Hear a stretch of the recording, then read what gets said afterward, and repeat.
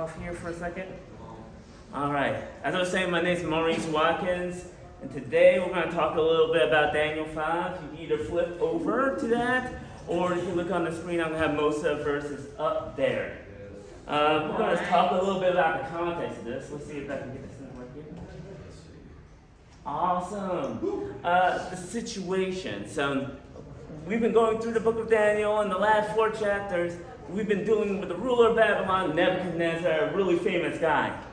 Well, after about 4 chapters, he came to a realization God is in control of everything.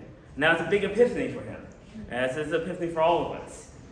However, by the time we get to chapter 5, he has passed on, and his son is now king of Babylon. Starting in verse 1, it says, King Belshazzar gave a great banquet for 1,000 of his nobles and drank wine with them. While Belshazzar was drinking his wine, he gave orders to bring the gold and silver goblets that Nebuchadnezzar, his father, had taken from the temple in Jerusalem. So the king and his nobles, his wives, and concubines might drink from them. So he brought the gold goblets that had been taken from the temple of God in Jerusalem, and the king's nobles, his wives, concubines drank from them. As they drank the wine, they praised gods of gold, silver, of bronze, iron, wood, and stone. Suddenly, the fingers of a human hand appeared and wrote on the plaster of the wall, near the lampstand of the royal palace. The king watched as the hand as it wrote. His face turned pale, and he was so frightened that his legs became weak and his knees were knocking. The king summoned the enchanters, astrologers, and diviners. Then he said to these wise men of Babylon, whoever reads this writing and tells me what it means will be clothed in purple and have a gold chain placed around his neck and will be made the 3rd highest ruler in the kingdom. So you have this king here who has ascended to power in the wake of the death of his father. And he's having a grand old time, a grand old party, and it gets interrupted by what I'll call an event so spooky that it's almost appropriate for the day before Halloween. Honestly, if I saw this, I would probably want to run out of the room. I'm not kidding. So he's shook, and he wants to know what's going on. He calls for his enchanters, all these guys, and none of them have a clue what's going on. They can tell him nothing. Well, there's someone here to save the day. There we go. His mom. His mom's like, this is verse 11 and 12. There's a man in your kingdom who has the spirit of the holy gods in him. In the time of your father, he was found to have insight and intelligence and wisdom like that of gods. Your father, King Nebuchadnezzar, appointed him chief, the magicians, enchanters, astrologers, and diviners.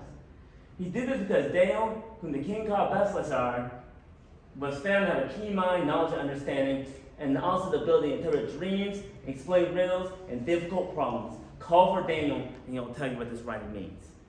In our previous discussions, we talked about that one of Nebuchadnezzar's tactics was to come in, bring you into his culture, change his name, and make you work according to his program.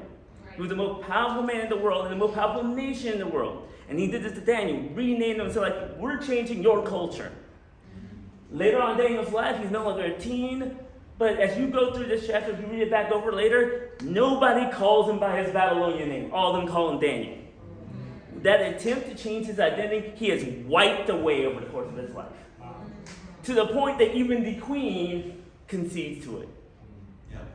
Let that sink in for a moment, that they just gave up on this attempt to change his identity. They just respected that and stepped aside.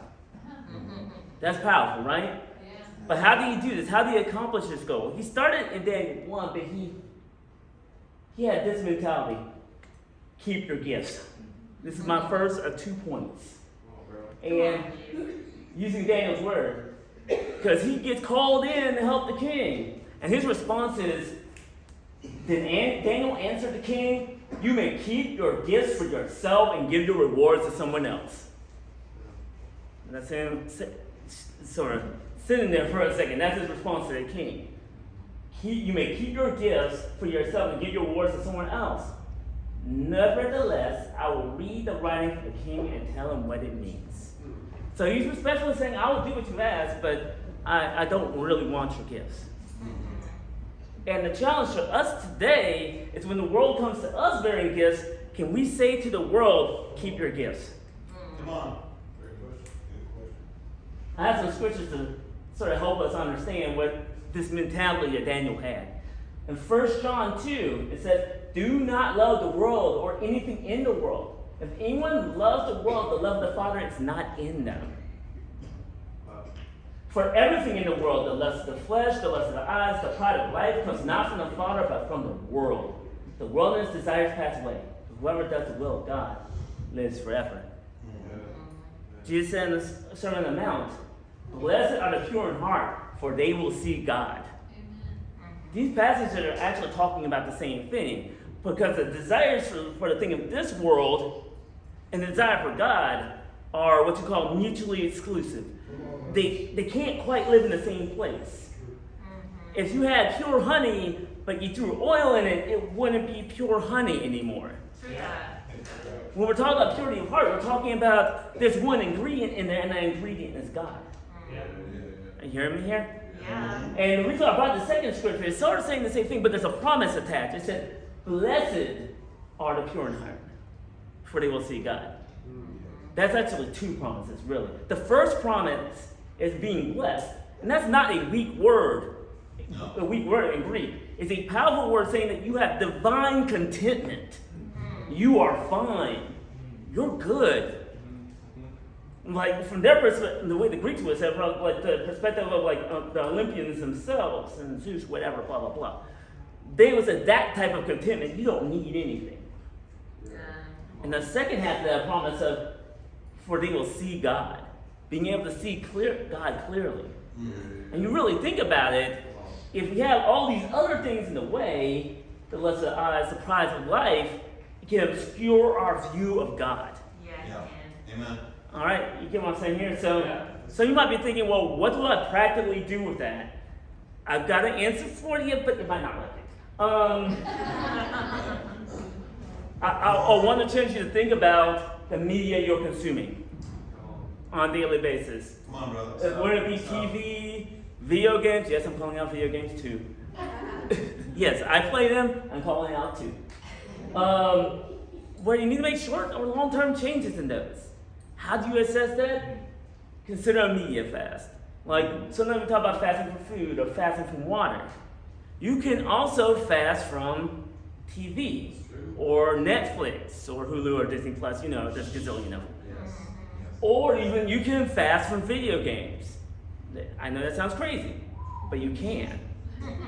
I heard you there. And when I talk about this, when it comes to this, since you don't need to play video games or watch Netflix, you don't need to do that. You can fast for days or even weeks because you do not need to. Right. I also mentioned social media, like your Facebooks, your TikToks, your I can't name all of them. You know what I'm talking about. Yes, YouTube. There's a gazillion of them. That's not a thing anymore. I don't think that's a thing. Anyway, the idea is though, you're gonna put a message on social media saying, "Hey guys, I'm gonna just dip out for a couple of days. If you need me, text me." Yeah. You can dip out for a couple of days and spend extra time praying to God, meditating on the scriptures. You'll be fine. Maybe take a break from watching some football games. You know, maybe just wait until they're over and check the scores later. Come on. Yeah, why not? I'm just saying, you'll be all right. Yeah. It's not even the playoffs right now. Right. But the idea here is that going through that purity of heart, allowing yourself a moment to readjust and be like, well, what do I really need here? How's this stuff affecting me? Yeah. And when I mention long-term changes, if you're having any issues with any of those things actually leading you into sin, that's when you're talking about permanent cutoff. Right.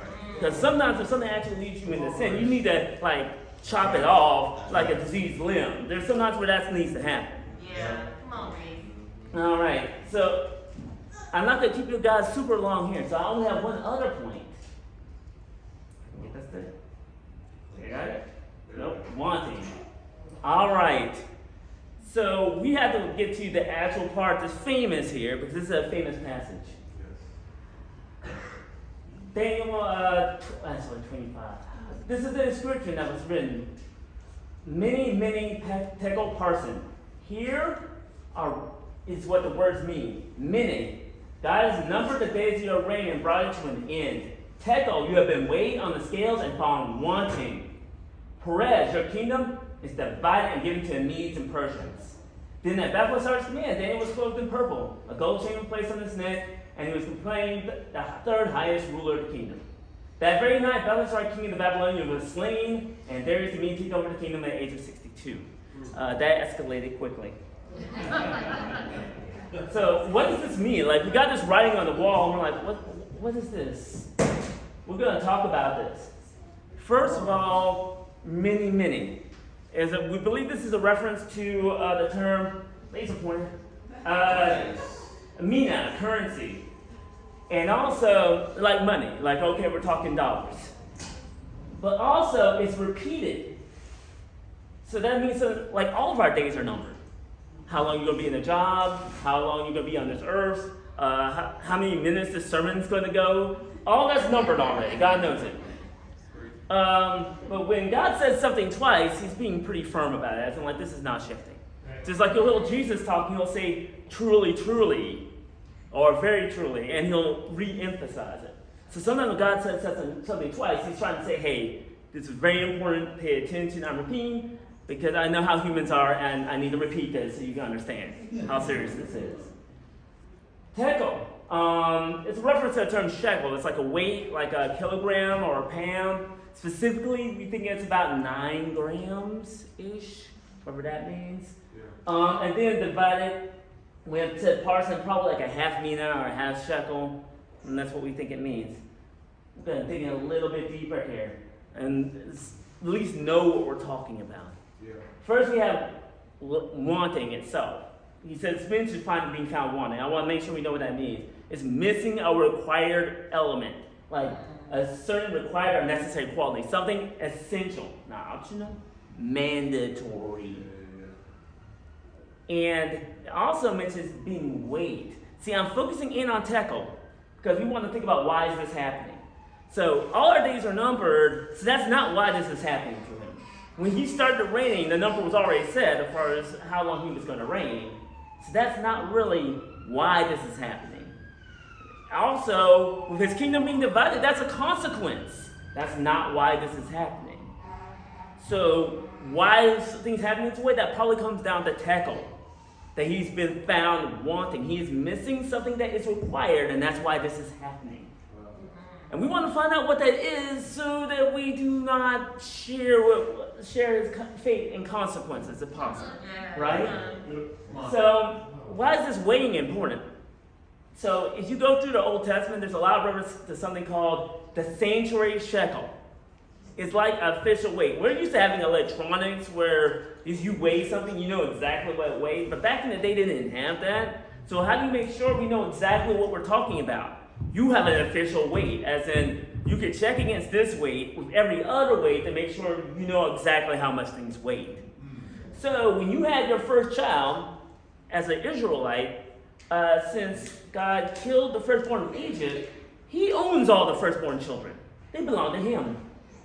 So you need to redeem your child. And in Numbers 18:16 it says, when they are a month old, you must redeem them at the redemption price, set at 5 shekels of silver, according to the sanctuary shekel, which weighs 20 gerahs.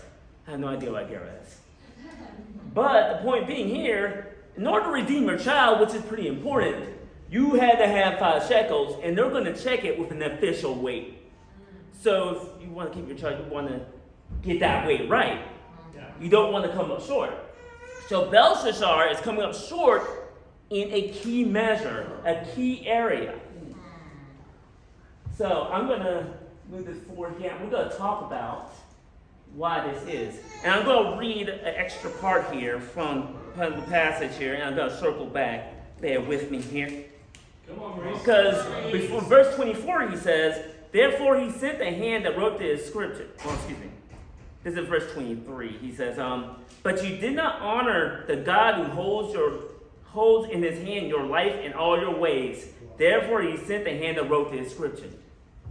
So he's just like, okay, he didn't honor God, which is extremely important. However, if we remember the first 4 chapters, Nebuchadnezzar didn't either at first. But God went through a process of years and years of humbling that man. Years. So why didn't Belshazzar get that years of working here? Well, Let's read verses 20 and 22. And this is talking about Nebuchadnezzar, his father. But when his heart became arrogant and hardened with pride, he was disposed from his royal throne and stripped of his glory. He was driven away from people and given the mind of an animal. He lived with the wild donkeys and ate grass like the ox. I want you to stop for a second. Imagine if the President of the United States walked out of the White House, threw off his jacket, and started eating grass. Yeah. Oh my goodness. I want to put it in real life terms. And that happened today. Like, that's not a minor event. Because everybody in the world will be losing their mind when they find out what the president's eating grass, what's happening. This is not a minor event. And that's important. And that's what he was eating grass like an ox. And his body was drenched with the dew of heaven until he acknowledged that the Most High is sovereign over kingdoms on the earth and sets them over them anyone he existed. But for you, Belshazzar, his son, you have not humbled yourself, though you knew all this. So this event happened. Belshazzar had to know that it happened. There is no way that he didn't know this happened. But yet, he took no note of it. And that's where we come to our challenge of what is wanting. Humility. I know it seems like a simple word, but it's a big deal. And I'm quoting 1 Peter 5:5 here, I believe. In the same way, you who are younger, submit yourselves to your elders. All of you, clothe yourselves in humility toward one another, because God opposes the proud, but shows favor to the humble. What happened to Belshazzar definitely looks like opposition, right? Clearly. And the reason I mentioned this 1 Peter 5:5 and James 4:6 is because it's literally the exact same quote. God opposes the proud but shows favor to the humble in both passages. God repeats this twice in the New Testament, word for word. Sort of like the many earlier, he's emphasizing it. The idea being here was he lacked humility, not only to honor God directly, but the humility to take input from other people. Consider the chain of events that happened. You had Daniel in the dream and the golden statue. Daniel's friends who got thrown into the furnace. Belshazzar himself getting turned into an animal for 7 years. Running around with like talon-like claws because his nails were so long for 7 years. All this stuff happened. And Daniel and his friends were involved in all these events. And Belshazzar, the king of the kingdom, has no idea who he is. To me, it sort of tells him but Belshazzar really that much into getting feedback and guidance on what he was doing in this kingdom and his life? Or was he just sort of winging it and just like, oh yeah, these goblets over here look nice, I'm going to drink out of them. Not even thinking about, wait a minute, isn't that the temple, the goblets in the temple with the God that turned my dad into an animal for 7 years? Right. And then failing to connect those dots. So, what do we do about that? How can we react to that today? Good question. John 15:5, or my challenge here, pray about everything. John 15:5, I am the vine, you are the branches. If you remain in me and I in you, you will bear much fruit. Apart from me, you can do nothing. So you're going to your job, pray about it. If you're having challenges at your job, pray about it. If you're being tempted by something, pray about it. If you're having friction in your relationship with anybody, pray about it. Because the second you think you can handle stuff on your own or deal with stuff on your own, you might wind up like Belshazzar here. Come on. I've had a fair amount of experiences where I was trying to do things myself and wound up face first in the ground. It does not matter how talented you are, how smart you are, how fast you are, how strong you are, you will end up face first in the ground as you try to do stuff yourself. Come on. Anyone who's raised small children, you've had this experience of seeing them do stuff by themselves, and you're just like, you might need some help with that. Yeah. Oh, that was bad. Yes. So pray about everything. The other part is getting help from others. Confessing, getting prayer, getting advice. James 5:16, therefore confess your sins to each other and pray for each other so you may be healed. The prayer of a righteous person is powerful and effective. Because working with other people is a healing process. Right. Praying with other people is a healing process. Sometimes there's issues in our character and our heart that we actually need to work through with other people so we can actually heal it. Because some of us have issues. I so appreciate you used vulnerability earlier. It's those things that have happened in your past that can affect your view of God. You need help to see and deal with those things over time. You see what I'm talking about? Also, Proverbs 11:14, for lack of guidance, a nation falls. Like we saw in this, like overnight, a kingdom just goes apart. Right. Like he didn't even know the invasion was happening. The king of the country is like, didn't even know anyone was at the gate. For lack of guidance, a nation falls, but victory is won through many advisors. For us individually, victory comes when we have lots of help.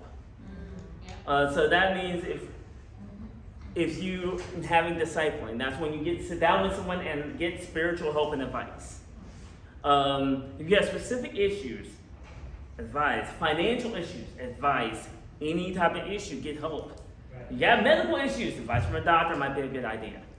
Those are the things I'm talking about. One of the things I mentioned, purity of heart here, and a lot of times we just put that into a realm of like sexual concerns when we talk about that. But if you have help or need help or have challenges in that area, we do actually have a purity group here.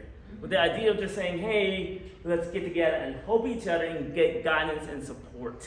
Because a lot of times when we're talking about these challenges in life, whether they be just straight up life challenges that happen to everybody, challenges from our own sins, or challenges with other people, sometimes we just need advice and feedback to get through it. Yep. Come on, Maurice. So just running it back over, just summarizing. From the first perspective, tell the world to keep its gifts. Take some time out here. Now, I'm not saying you have to do a specific thing, but figure out what it is to you, and it should actually be hard. Yeah. If you don't like fishing, then that wouldn't be a good thing to give up, right? Pick something that's actually a challenge for you a little bit. For me, that's video games, streaming media. That's a challenge for me. Take a break, so you can hear God's voice, you can see Him more clearly. On the other hand, don't be found wanting in humility. Get help from other people, get advice, and pray to God about everything. Thank you, everybody.